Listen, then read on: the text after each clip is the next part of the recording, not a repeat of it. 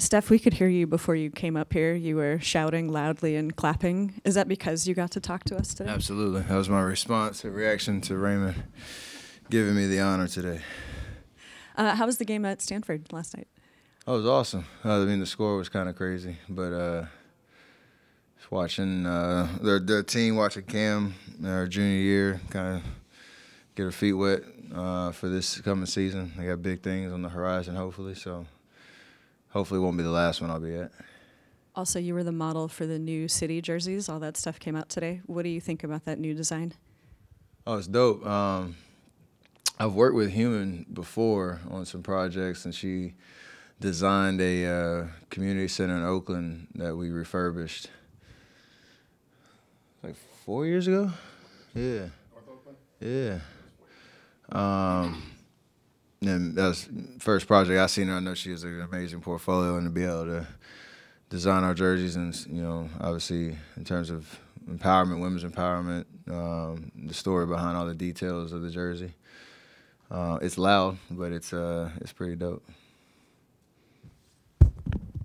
Your numbers this year so far have been really impressive, and I'm wondering is there anything behind it? I mean, how do you, I guess, explain just how well you're playing right now? I mean, there's some people say it's a championship hangover of you know, how our season started, but part of it is the championship confidence of, you know, how the last year ended, how I was playing, the work I put in the summer, ultimate confidence, and just letting the game kind of come to you. You know, depending on how the defense is playing you, depending on what the game calls for, got to keep doing it so we can continue to hopefully, you know, get wins and make strides. We, you know, continue to play better in all facets of our game. But it's not surprising. It's just, you know, what I expect to do. The 50-40-90 thing, you're obviously right there. Is that still something that you kind of, at least mentally, you look forward to? Absolutely.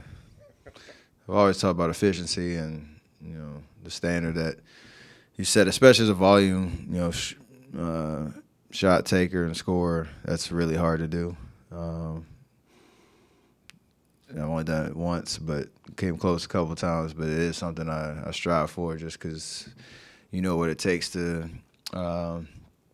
especially the 50 part. That's the hardest part because of the shots that you have to take, the attention you get on from the defensive side, and all that stuff. So if I can be efficient, be productive, and hit those numbers, that usually means good things. And what do you think, what would it take for you to get, for life to be easier for you on the court? What do you need from your teammates to make life easier for you? I mean, we all are in the same boat of trying to do all facets of the game better. And sometimes it's the not so glamorous stuff, the box outs, the defending without fouling, the energy you have to play with every minute that you're out there on the court. I think on offense, just being able to hit the open guy, quick decisions, make the defense react to, you know, ball movement and body movement, which is our system. Everybody being in sync on that end, it makes the game easy for everybody, not just me. So those details we talk about a lot. We get questions about it a lot. We understand that's the difference between being 7-4 and 4-7. So we got to be able to figure that out. And if Clay and JP get going, what do you think is, I guess, the potential of this offense? Championship caliber. You know, kind of pick your poison type situation where you don't know where it's coming from. You have to worry about shooters all over the court. You got to worry about you know, Draymond driving down the lane, having options on both sides. I think the big picture, we're not really worried about the offensive side. We never really are. It's usually other stuff that gets in our way in terms of becoming the team that we want to be. Following up on Clay and Jordan, you were just talking about the importance of playing within the flow of the game, and Steve has said how sometimes he feels that Jordan has been trying to force it a little bit. Clay has said the same thing about his performance. How do you not overthink what you're doing on the court, especially when you are struggling, and just take a step back, have that patience, and just try and let it come to you, because it's probably harder than it sounds? It is, because we're all competitive. We're all extremely confident in our abilities, and you feel like you can always just will yourself out of anything. That's how we're built. I get tempted with that all the time. Even the stretch in the middle of last season that I had, where you don't want to be afraid to take the next shot. You don't want to be doubting yourself when you have an open look. You don't want to be second guessing. Trying to be creative and force the issue a little bit, but showcase what you're really made of in terms of your skill set. And we're all kind of victims of that at times. But being really intentional about, again, just letting the game come to you, that means different things for different people. But it's usually when you make the simple play and the play that the game tells you to make, the ball finds the guys that are supposed to be taking shots. It's funny, me and Jordan were just laughing in 5-1-0. I wasn't even involved in a play. I just stood in the corner, put my hands out, and people realized on the other side that I was open. Obviously, nobody's guarding me. It's 5-0, but the ball came and found me, and I wasn't even part of the drill, just because you look like you're ready. You let the game. It's a little kind of sign of just how the game works usually. So you got to trust it. You got to trust the way that we create shots. You got to be okay if it doesn't lead to results right away, but that's usually how you get rewarded in the long run. You talked after the last game about instilling confidence in guys like Jordan and stuff when things aren't going their way. Do you feel like, I know he's an uber confident dude and he's competitive, but do you feel like his confidence is maybe taking a little knock just because he hasn't been seeing the results he wants? How he explains it, that's up to him in terms of the words that comes out, but I know it's somewhere in the middle of not being passive, but not trying to force yourself into situations and the shots that just aren't there. So it'd be different if you're talking about somebody that you weren't sure that could do it. Like, we were all kind of talking around it a little bit just because we know he's capable of playing at a very high level, being an elite scorer in this league, putting a lot of pressure on defenses. They had a whole summer to scout him. They know what he likes to do, his tendencies and all that, and you have to evolve right along with that preparation now that other teams are putting on you. So embrace it. For him, that's the biggest thing. Embrace it. Even in my 13th year last year, I had a really rough shooting streak for almost 2 months. Everybody goes through it, but you can't lose your confidence. You can't become somebody you're not on the floor. So that's the challenge for him. Steve said that the last few days have been mostly about guys getting sort of defensive fundamentals. That's not the word he used, but he described it, and it sounded like that. Blocking out, hands up, and stuff like that. What do you think you guys need to do to get your defense back to where it has been in the past? Honestly, it's just that. It sounds so simple, but it really is. We have the personnel. We have the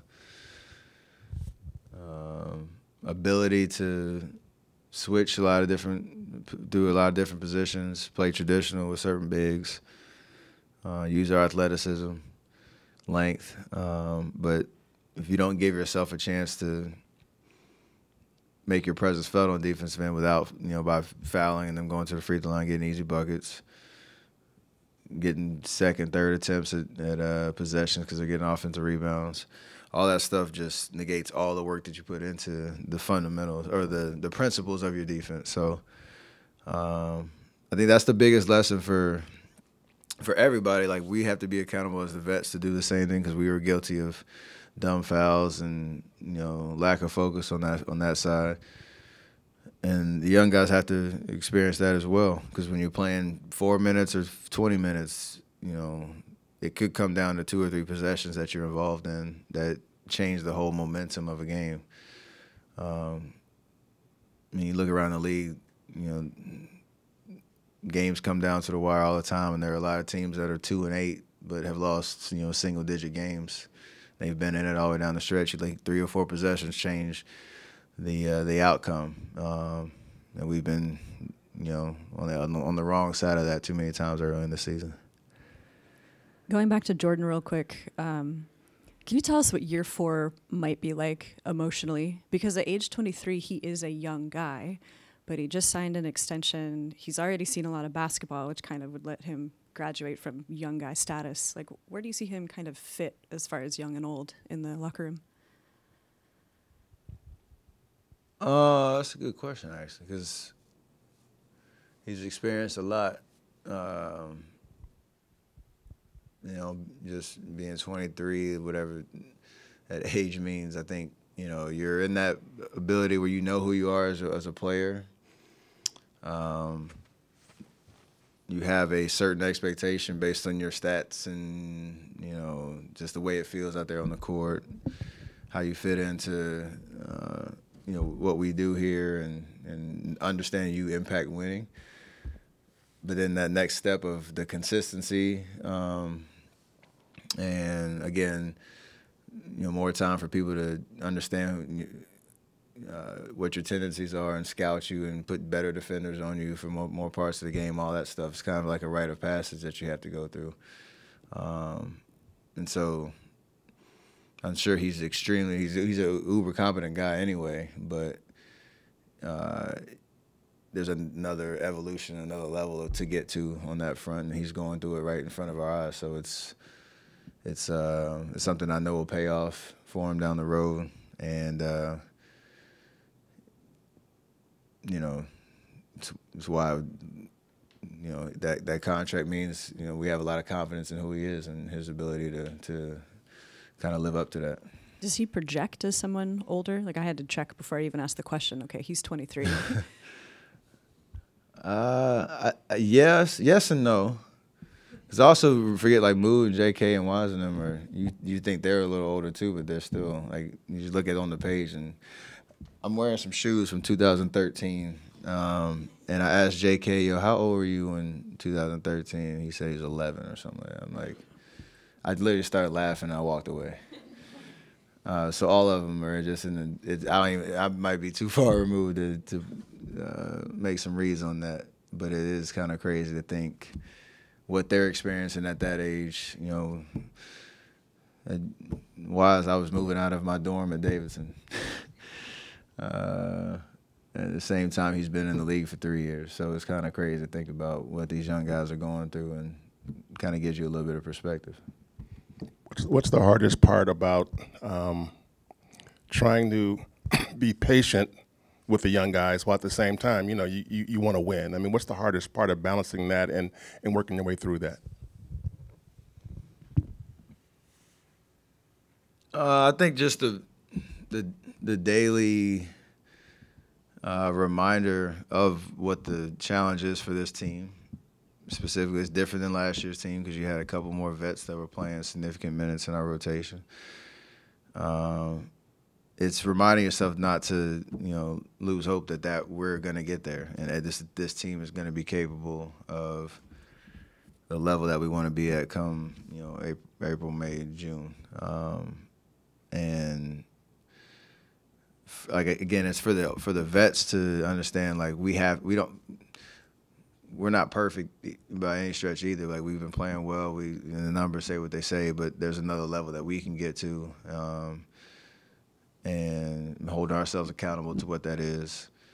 But then also doing everything in our power to lead by example and show the guys what to do, and also help them along by, you know, coaching them up as best we can, whether it's in the game and practice and the in-betweens. And you know, a lot's happening. We're only 11 games in. It's kind of just because you want it so bad. You feel all the emotions of the roller coaster that you're on, and so just trying to remember the big picture of where we're trying to get to, and all that stuff will reveal itself in due time. We've all been through that. How important is it to bring Dante back into the fold and adding another veteran to the second unit, and also maybe starting to find a little bit more consistency, I guess, with the rotation and what that could look like moving forward?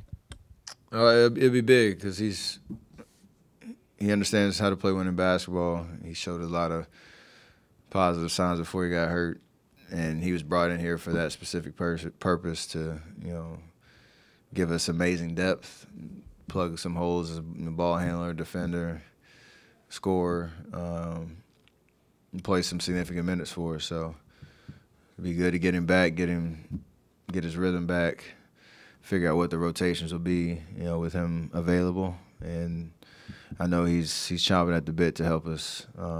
He wasn't on the road trip, and so he knows he can help us play a lot better, and can't wait to see it happen.